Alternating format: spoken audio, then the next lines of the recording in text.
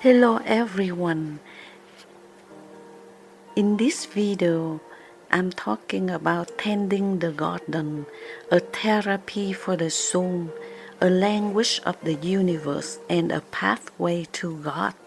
There is something undeniable, holy about the rustling of leaves in the morning wind, the first sprout breaking through the soil, and the scent of damp earth under the sun. To tend the garden is not merely to plant and prune, but to enter a divine rhythm of life, one that speaks not in words but in whispers, in seasons, in cycles, and in silent growth. Gardening is therapy, not just for the mind but for the soul. It is the language of the universe, a dialogue with the divine, and an ancient form of worship that predates temples. In today's noisy world, many seek therapy in books, medications, or talking to others. But the garden, silent and patient, offers a different kind of healing, one rooted in stillness, consistency, and truth. Here, amidst soil and sunlight, we reconnect with the original intention of life, to grow, to bear fruit, to rest, and to renew.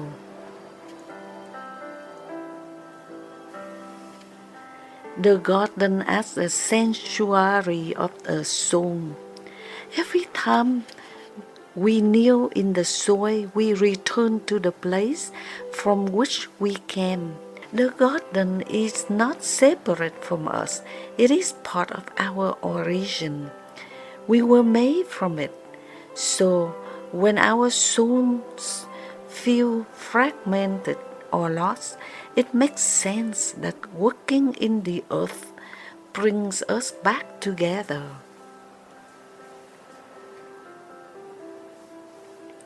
There is healing in the rhythm of gardening, the quiet repetition of weeding, watering, and pruning grounds us in the present. It draws us away from regrets of the past and fears of the future. Each action is a meditation, the very act of touching soil, known as earthing, has been scientifically shown to reduce cortisol and ease anxiety. But even more profound than science is spiritual realignment that occurs when one returns to the sacred task of tending life.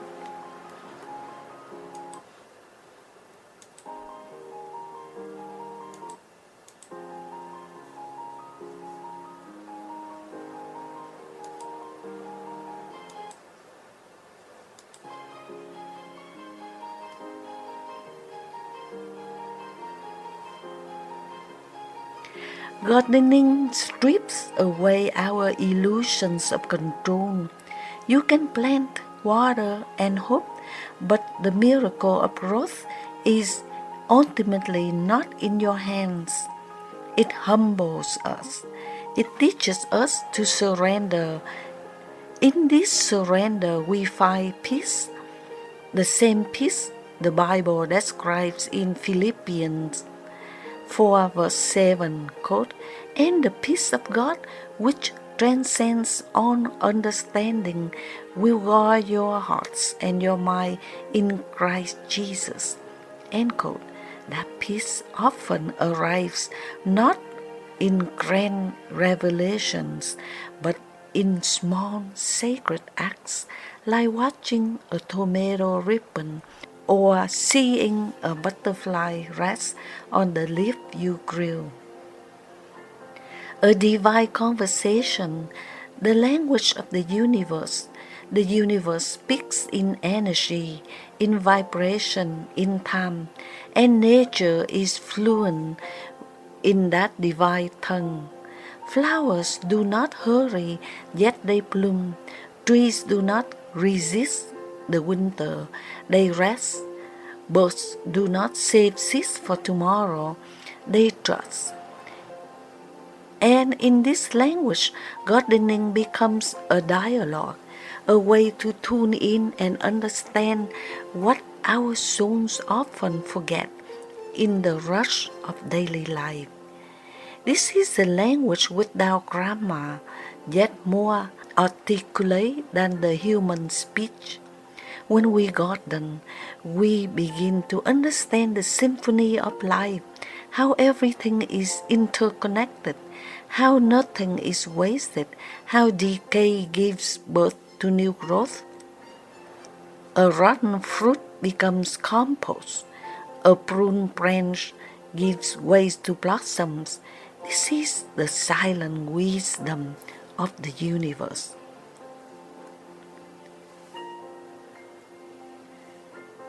Job 12 verse 7 and 10 says it beautifully.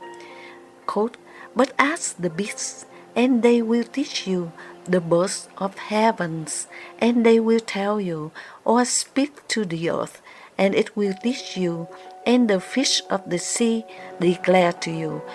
Who among all these does not know that the hand of the Lord has done this?" End quote. Indeed, nature is God's first revelation. Before there were scrolls and sermons, there were stars, rivers, and gardens. Psalm 19 verse 1 reminds us, quote, "The heavens declare the glory of God, the skies proclaim the work of His hands." End quote. The language of the universe is poetic, eternal, and open to anyone willing to listen. Tending a garden is one way to become fluent. Garden as a path to God. There is a reason that the Bible begins in the garden. The Garden of Eden was not just a place, it was a state of unity with God. In Eden, there was no separation between the human and the divine, between soul and soil. Genesis 3 verse 8 says, quote, "They heard the sound of the Lord God walking in the garden in the cool of the day." End quote. Imagine that. God walking with man among trees, flowers, and rivers. Could it be that God still walks among gardens, waiting for us to meet Him there? To tend a garden is to restore that original intimacy. It becomes a sacrament, a holy act, just as monks chant prayers and light candles. We water and weed. In our hands, the garden becomes a chapel. The soil is our altar, the seeds are our offerings, and the growth, slow, silent, miraculous, is God's response.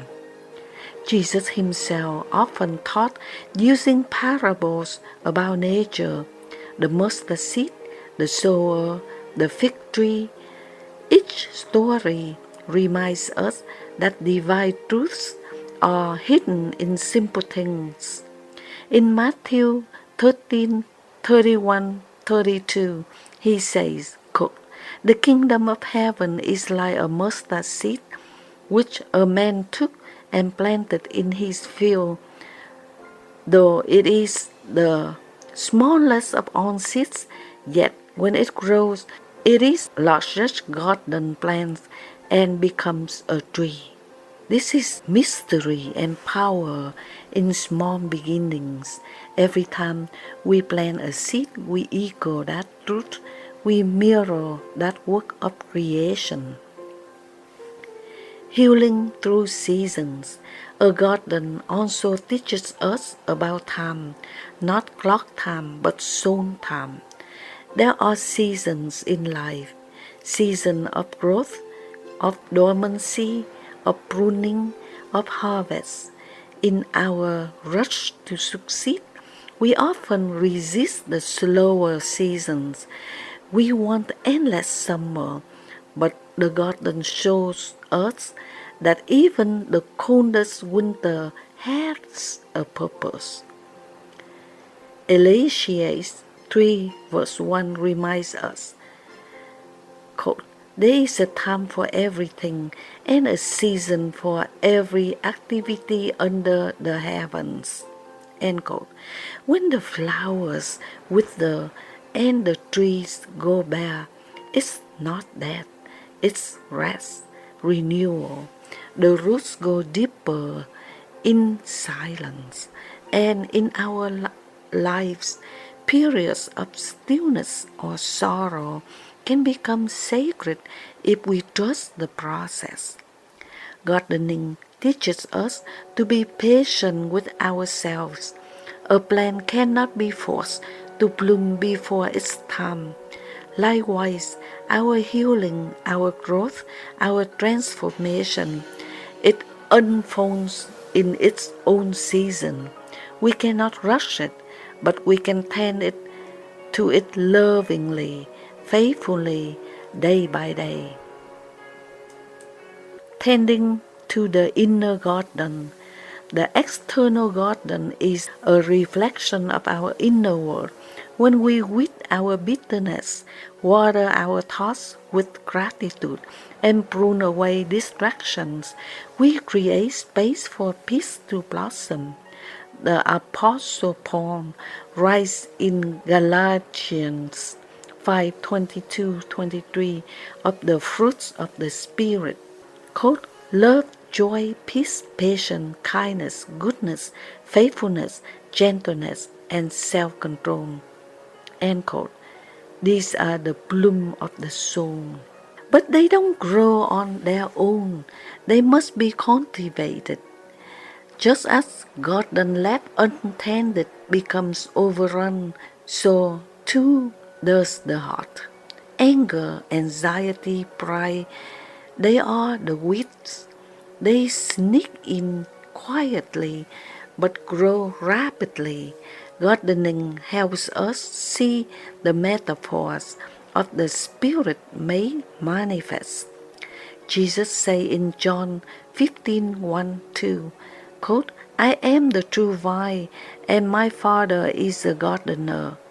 He cuts off every branch in me that bears no fruit. Every branch that does bear fruit, he prunes so that it will be even more fruitful. End quote. In this sacred pruning, we experience pain, but it's a loving pain, a pain that makes room for new life. The garden as a mirror of heaven. Perhaps most poignantly, Revelation 22 describes the future paradise as a garden city. It reads, quote, then the angel showed me the river of the water of life. On each side of the river stood the tree of life, bearing 12 crops of fruit, yielding its fruit every month. End quote. Heaven, it seems, is not concrete and glass, but a garden. A final destination of the soul is not a throne, but a tree, not a sermon, but silence. In this, we understand that garden is not a hobby, it's a preview of eternity. Even Christ's resurrection took place in the garden. When Mary Magdalene first saw him risen, she mistook him for the gardener, John 20:15. But was it really a mistake or a deeper truth? For what is Christ if not the gardener of the soul, resurrecting what was dead, bringing life to from the darkness? A call to return. Today, the call to return to the garden is not merely ecological. It is the spiritual. In the world of digital screens, cement cities, and artificial lights, we have drifted far from Eden, but Eden still whispers in our backyard, our balcony pots, or community plot. The invitation stand, return. Dig your hands in the dirt. Watch something grow. Listen not with your ears, but with your soul. For in the garden you will hear the voice of God, and in your heart something will begin to bloom. Tending the garden is more than a pastime. It's a sacred act, a spiritual language, and a return to our origins. It teaches us patience, gratitude, and surrender. It reflects the wisdom of the Bible from the heart of God in every seed, every resurrection, in every bloom a promise, and in every moment of silence with the joy of prayer without words.